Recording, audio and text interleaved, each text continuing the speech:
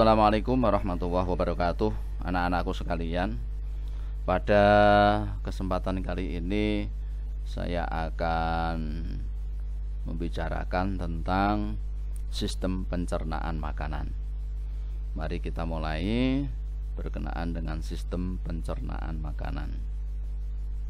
Ya. Oke, kita lanjut. Sistem pencernaan manusia. Yang pertama adalah zat-zat makanan yang diperlukan oleh tubuh. Struktur dan fungsi sistem pencernaan makanan pada manusia. Yang pertama, zat makanan yang diperlukan oleh tubuh. Zat-zat yang diperlukan oleh tubuh kita itu yang pertama adalah jenis nutrisinya. Kemudian yang kedua adalah kebutuhan kalori. Jenis nutrisi itu terdiri dari karbohidrat. Karbohidrat itu jelas merupakan sumber energi. Lah, jenisnya itu ada 3.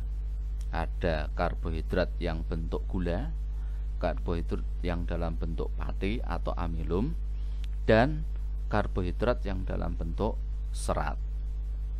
Kemudian yang kedua adalah protein, di mana sumber utama atau fungsi utama dari protein itu adalah sebagai sumber energi. Hampir sama dengan karbohidrat. Cuman memang protein ini diperoleh dari kacang-kacangan, kedelai, kacang hijau, ada protein hewani, contohnya daging, ikan, susu, dan telur. Yang berikutnya adalah lemak. Ini juga sebagai sumber energi. Berasal dari mana? Yaitu lemak nabati dan dari lemak hewani. Yang keempatnya adalah vitamin. Ada yang namanya vitamin A, D, E, K, atau yang disebut dengan AD. Ya. Kemudian fungsi dari vitamin secara umum itu adalah berfungsi dalam pertumbuhan dan pembentukan sel, berperan sebagai koenzim dan mempertahankan fungsi jaringan supaya normal. Yang berikutnya mineral, merupakan bahan-bahan anorganik yang berfungsi sebagai zat pengatur tubuh. Tubuh. Ada yang namanya energi dikelompokkan ke energi, lemak dikelompokkan ke lemak, dan sebagainya.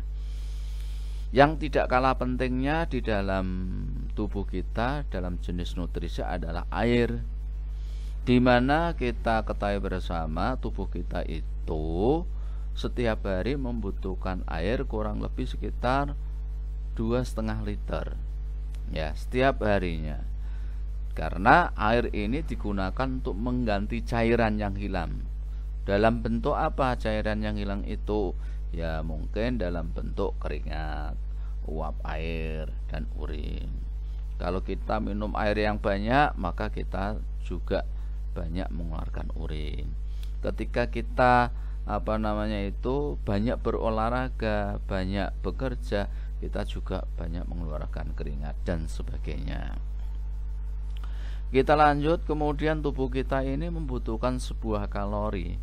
Nah, kebutuhan kalori dari tubuh kita itu bisa dihitung dengan rumus menghitung berat badan ideal, di mana rumusnya adalah indeks massa tubuh atau IMT sama dengan massa tubuh atau per kilogram dibagi dengan tinggi tubuh kali tinggi tubuh itu sendiri.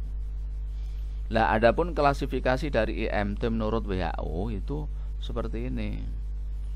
Nah, ada 16 sampai dengan lebih dari ini. Sangat kurus, cukup kurus, agak kurus, sampai dengan obesitas. Nah, caranya gimana? Seperti ini. Kalian baca dan lihat pada catatan. Pada keadaan normal, setiap hari tubuh menggunakan energi sekitar 30 kilokalori untuk setiap 1 kilogram berat tubuh.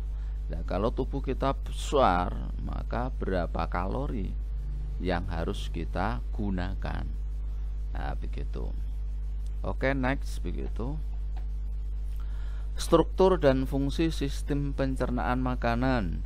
Itu ada organ pencernaan utama, organ pencernaan tambahan, proses pencernaan makanan, gangguan pada sistem pencernaan, dan upaya penanggulangannya.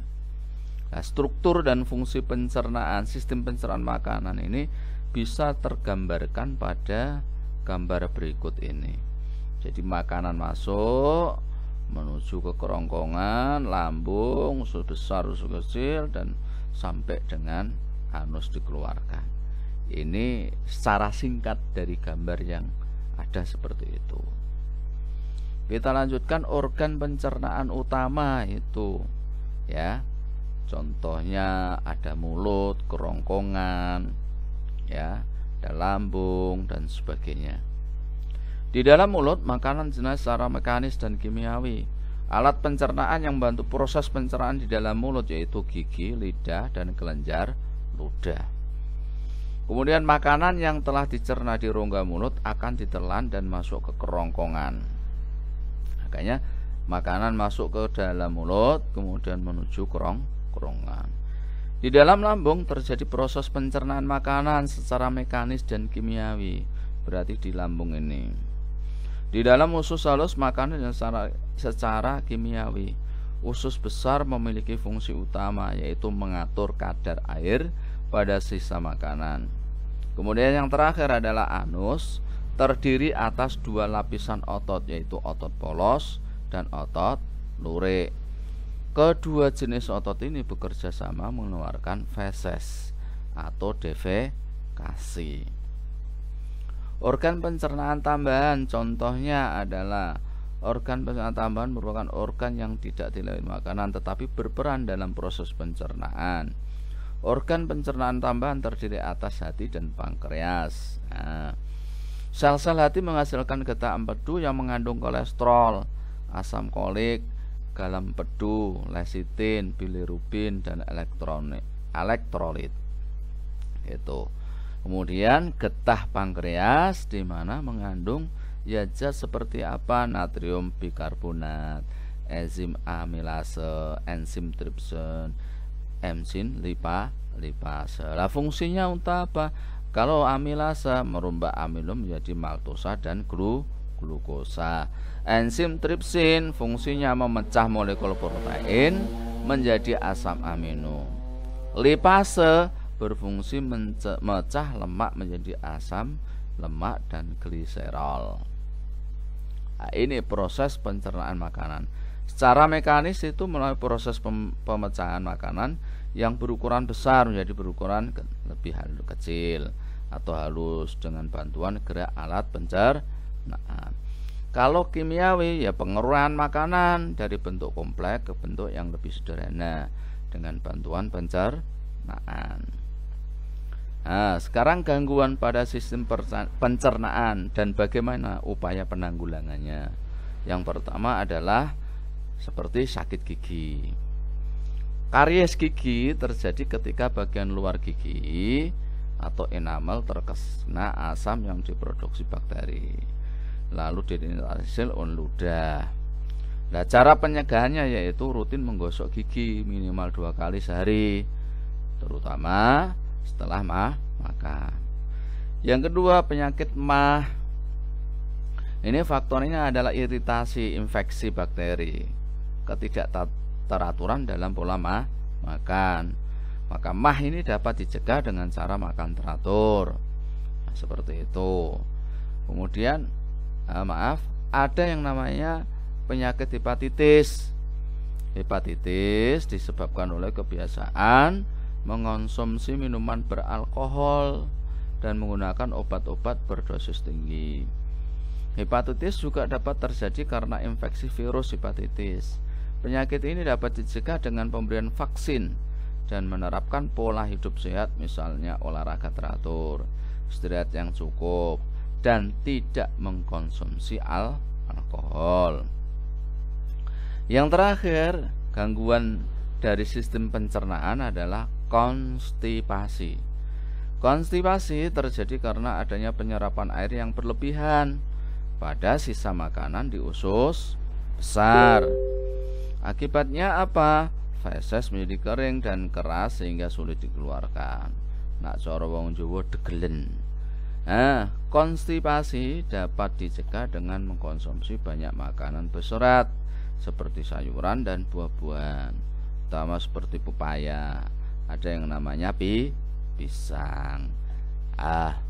Demikian mungkin yang dapat saya sampaikan berkenaan dengan pertemuan kita pada hari ini, yaitu membahas tentang sistem pencernaan makanan. Oke, kalau ada pertanyaan nanti bisa disampaikan di grup WA atau di Google Classroom. Demikian dari saya, kurang lebihnya mohon maaf. Billahi taufiq wal hidayah. Assalamualaikum warahmatullahi wabarakatuh.